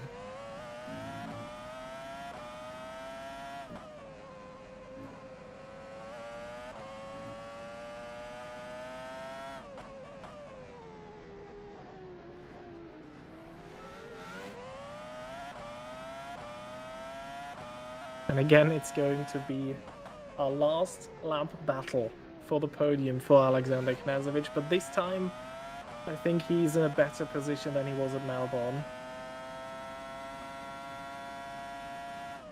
Because Murno is lacking the straight line speeds that he needs to make that move. And he gets help from Pascal Polens, although Pascal Polens is now getting away from him, and I think he's after all going for the fastest lap of this race on the last lap. Murno is getting desperate now into turn 13. This is never going to work. Knežević, yeah, as you say in the chat, he just needs to keep on doing what he is doing. Oh. And we have another 10-second penalty for James Roquet. for ignoring blue flags, as we are still following this battle for P3. They're on their final lap now. These usually are the main overtaking opportunities, and he hasn't made it there. Filip Puška in a couple of corners will come home to win the second race of the season and his first race of the season. I think this is the battle over. Murno, again, too desperate on the brakes into turn 8. I don't think he can come back from there and attack Knežević once more. This one's over. Filip Puška wins round 2 of the WMSC 2026 in Bahrain, and this time, luckily, we can be sure that this is the result. No investigations still lingering on this battle. Well, it won't see a result either. Or, well, it will not see a change of positions either.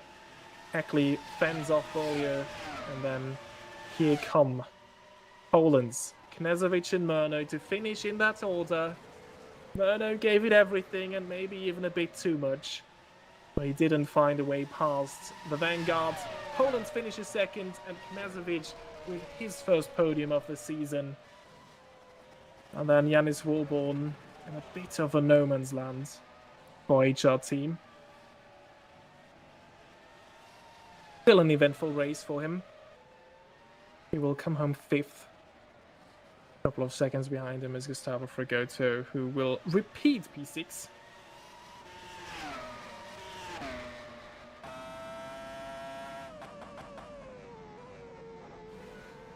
And I think these may already be the final cars to cross the line still. Woolborn 5th, Misha Smith once more puts it into the wall, and Gustavo Frigoto is then 6th. And behind him, I think Jose Soriano is going to finish an impressive 7th in the Beta Julia, but I think he has already finished. He's already testing a very low downforce setup, as it seems, for Monza. Later this season, without the front wing. Not that teams wouldn't have tried this. Ahead of last year's race in Monza, I think people were warned that they have to run qualifying with a front wing. As I think now everybody has crossed the line, and we can look at the provisional race results. So, it is a win for Filip Puška, and a well-deserved win that is. It was decided on track, which we always like to see. Pascal Poland finishes second ahead of his teammate Alexander Knežević, so it is a double podium for Vanguard. Lucas Murno misses out on that P3 by under a second and finishes 4th. And then it is Janis Woolborn, Gustavo Frigoto, Jose Soriano, Gabriel Peckley, Maxime Beaulieu, and Dominic Rustermeier completing the point-scoring positions. Beware, Gabriel Peckley and Maxime Beaulieu, there is still an investigation that will happen after the race, so there could potentially still be a change in their positions.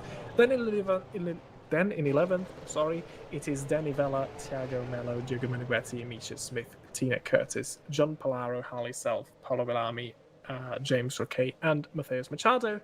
And then our last finisher today is Gabriel Joubert in 21st, Daniel Benton-Rieder and Axel Laflamme, our 2 DNFs today. So, another eventful race in this year's WMSC season is over, and we have 2 drivers equal on points now in the Drivers' Championship. 1 win each for Pascal Poland and Filip Puška, the 2 favorites for this season. And while we wait for the top 3 to be moved in this channel for some interviews, let's look at where we're going to go next. The next race will be in 2 weeks' time, if my maths is correct, in Malaysia, Kuala Lumpur. A very, very eventful race last year, and a race that is always with a risk of rain. Then more technical circuits at South Africa, Kyalami, Canada, Luxembourg, the Nürburgring, coming up next, and then we have some more low downforce tracks: Azerbaijan, Italy, Austria. But this is very, very well into the future, and a lot of upgrades still to happen until then. Yeah, so it will be very, very exciting this season still. I'll try to get the top 3 for our interviews.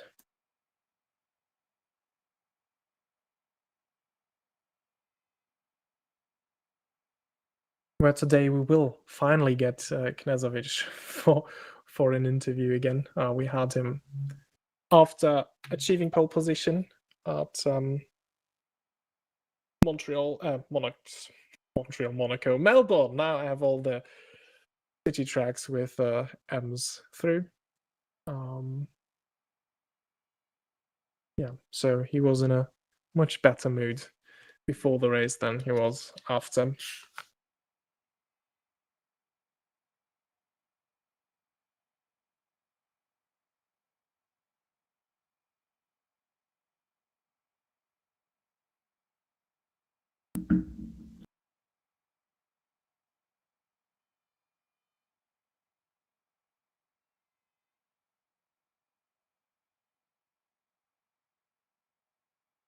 Okay, we just had confirmation that the top 3 will remain as they are. There is 1 more hour that teams can protest the results or any incidents.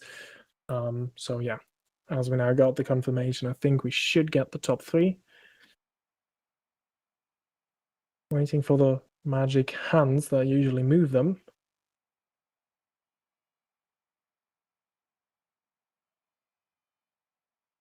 I see Pushka and Knezovic in the waiting area, but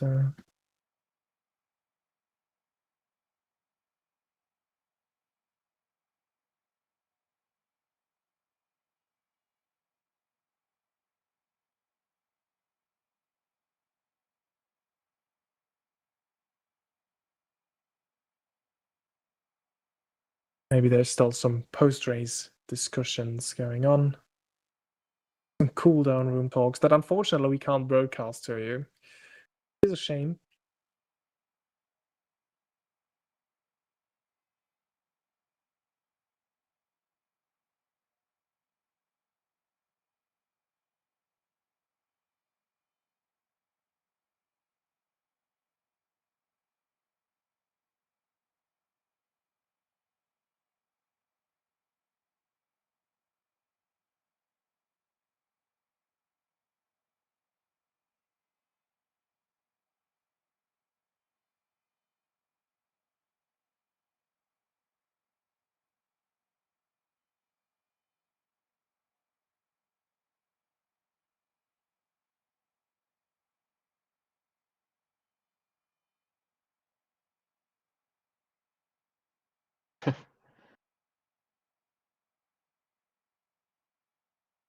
And there we go. We have the top 3 of this race now with us. And let's begin with you, Philipp Puschke.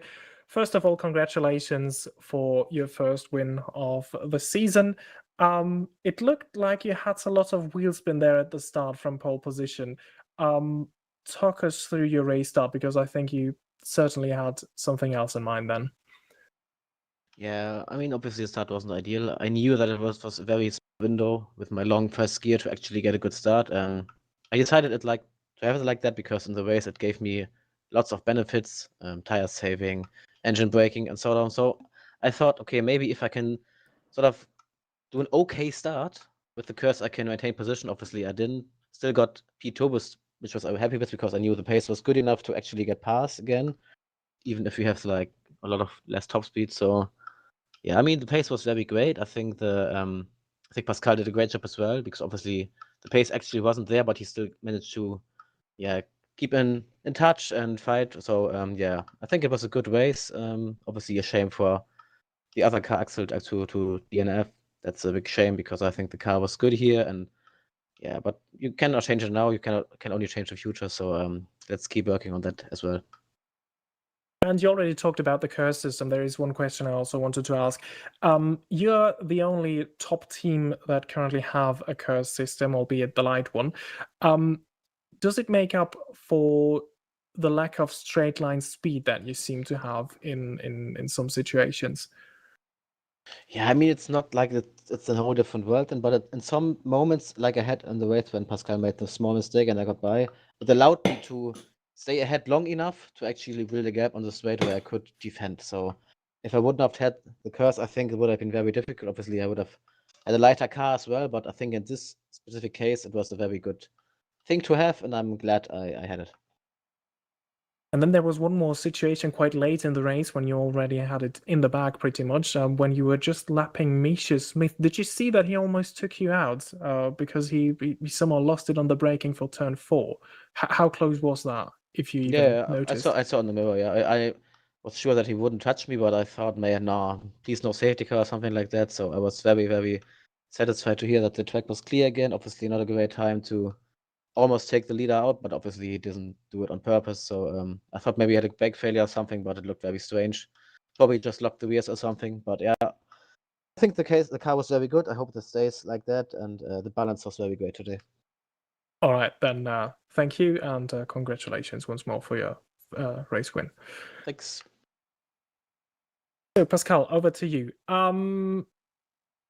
First of all, you had made the choice to serve your 5-second time penalty later. What was the thinking behind that? Obviously, it gave you track position for the moment, but yeah, talk us through the decision you made there to not serve that penalty immediately.